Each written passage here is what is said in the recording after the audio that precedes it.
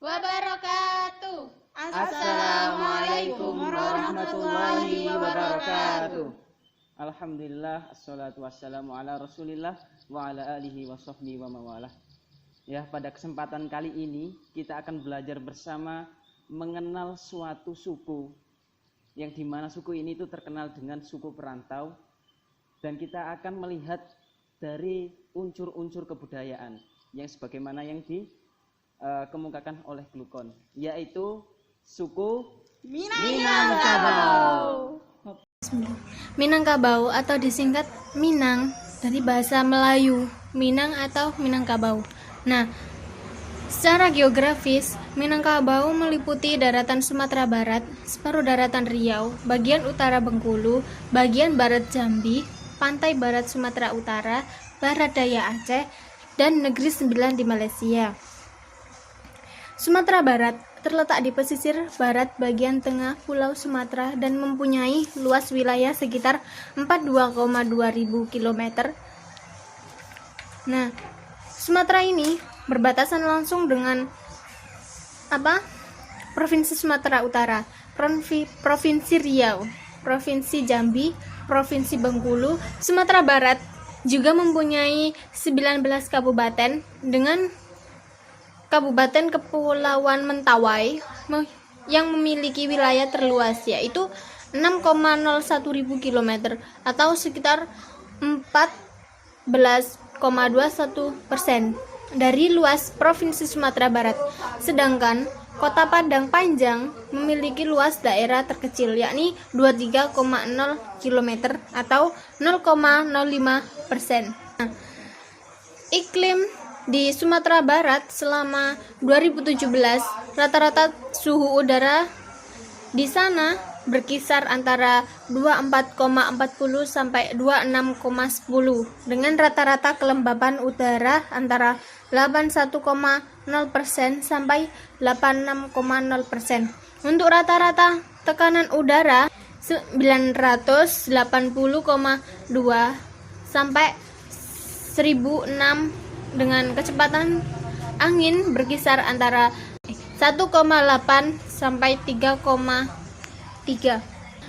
Penduduk di Sumatera Barat dan ketenaga kerjaan di sana, yakni selama 2017 hasil proyeksi kependudukan sebanyak 5,32 juta jiwa yang terdiri dari 2,65 juta laki-laki dan 6,67 juta perempuan dengan rasio jenis kelamin 99,17.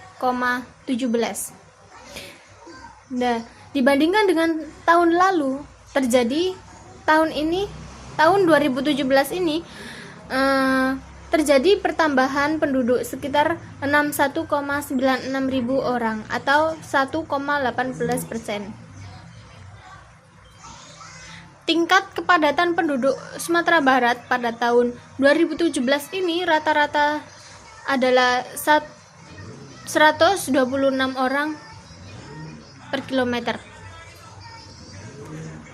Kepadatan penduduk tertinggi di kota Bukit Tinggi mencapai 5,024 orang. Sedangkan yang paling rendah terdapat di Kabupaten Kepulauan Mentawai, yaitu sekitar 15 orang per kilometer.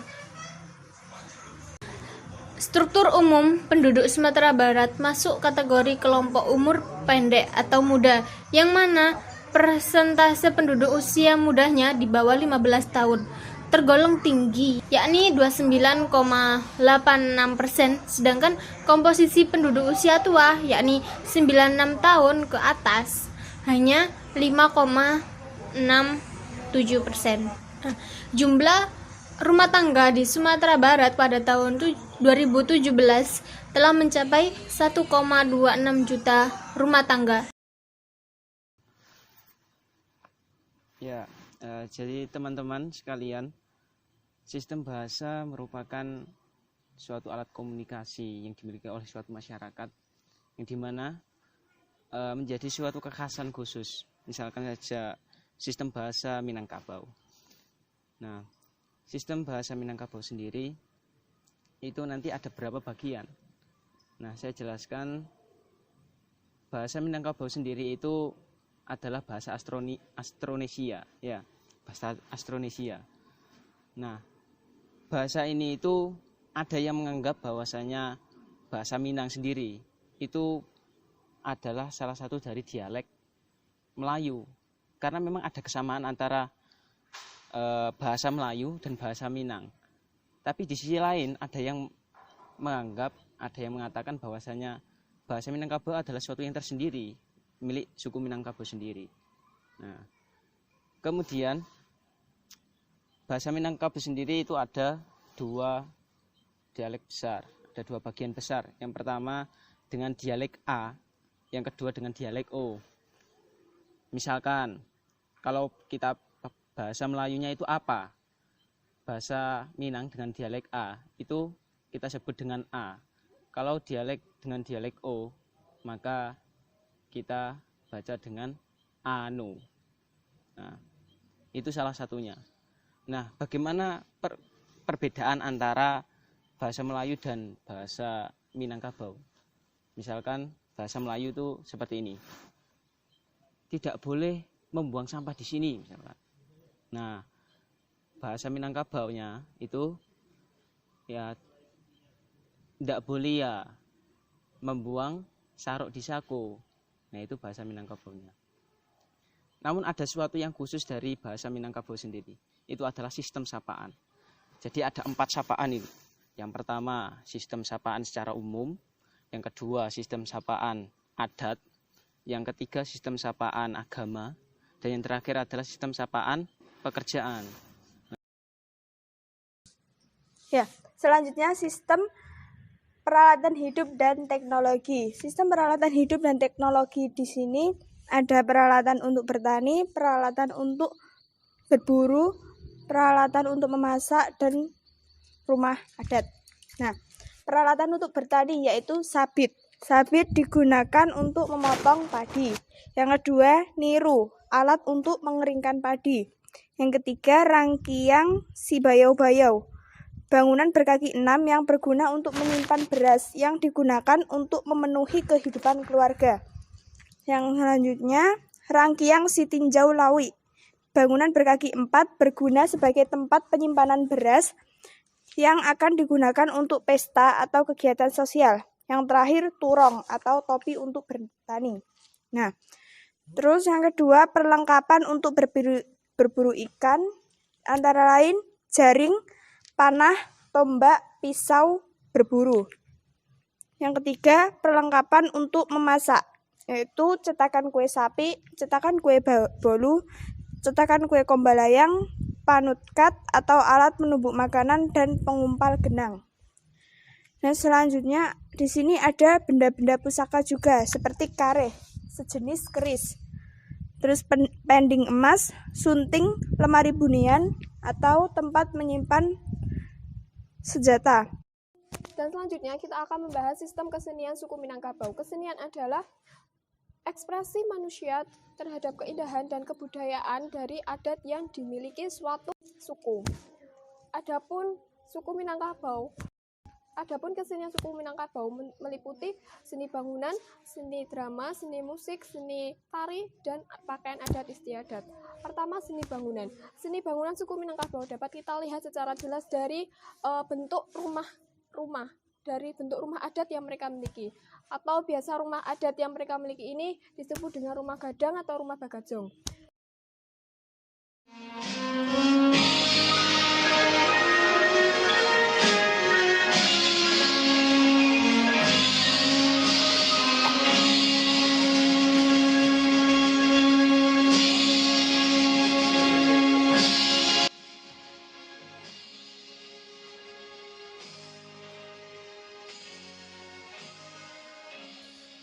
Tari payung merupakan tari klasik yang berasal dari Minangkabau yang merupakan tanda kasih sayang seorang kekasih kepada kekasihnya atau seorang suami kepada istrinya, yang mana yang dilambangkan dengan payung yang dibawa oleh penari laki-laki. Payung yang dibawa oleh laki-laki itu melambangkan bahwa seorang laki-laki itu dapat melindungi istri atau kekasihnya. Biasanya tari payung ini dimainkan oleh 3 sampai 4 orang. secara berpasang-pasangan. Acara ini biasanya digunakan dalam acara pesta, pameran, dan lain sebagainya. Sistem pendidikan masyarakat Minangkabau. Di dalam masyarakat Minangkabau ini mereka belajar pendidikan di surau. Surau adalah tempat pendidikan yang belajar tentang pengetahuan, pendidikan, maupun belajar agama. Mereka dilatih dan diajarkan tentang keutamaan pendidikan Al-Quran, akidah, akhlak, fikih, adat istiadat, dan fisik. Fisik ini meliputi kemampuan bela diri. Orang-orang Minangkabau ini sangat mengutamakan bidang pendidikan dan pengetahuan juga bidang agama. Anak-anak mereka semenjak usia 7 tahun mereka disuruh untuk belajar di luar rumah lalu merantau sejauh mungkin untuk mencari ilmu. Hingga mereka berusia dewasa ataupun mereka sudah remaja, mereka akan kembali ke kampung halamannya sebagai seorang yang bertanggung jawab, seorang yang berilmu dan berpengetahuan dan juga beragama dan juga berakhlak yang baik. Mereka merantau di seluruh daerah hampir di Indonesia ini maupun di luar negeri. Di Indonesia misalkan mereka sangat banyak sekali yang merantau di Pulau Jawa. Ya, baiklah, dan yang terakhir, dalam video kali ini telah kami jelaskan dan telah kami paparkan mengenai adat suku Minangkabau atau suku Minang. Beberapa di antaranya adalah mengenai bentang alam, mengenai sistem bahasa, sistem teknologi, sistem mata pencaharian, sistem kesenian, dan beberapa aspek sistem tentang Minangkabau lainnya. Sepatutnya, kita sebagai warga Indonesia melestarikan dan menjaga tradisi serta budaya-budaya yang ada di negara tercinta kita, Indonesia ini. Karena dengan begitu, budaya-budaya yang ada di Indonesia akan tetap terjaga kelestariannya, dan kita dapat membanggakannya. Budaya-budaya yang ada di Indonesia ini juga sebagai simbol keanekaragaman budaya Indonesia. Terima kasih saya ucapkan yang sebesar-besarnya kepada kalian para penonton sekalian. Dan yang terakhir kalinya, saya ucapkan beribu-ribu maaf karena banyak sekali kekurangan di dalam video ini. Sekali lagi saya ucapkan terima kasih telah menonton video kami. Sampai jumpa di lain waktu. Dari kami terima kasih atas segala perhatiannya dan telah menonton video kami. Dan kami mohon maaf jika ada kesalahan penjelasan atau penjelasan yang kurang jelas. Jadi kami mohon maaf yang sebesar-besarnya. Terakhir dari kami, Assalamualaikum warahmatullahi wabarakatuh.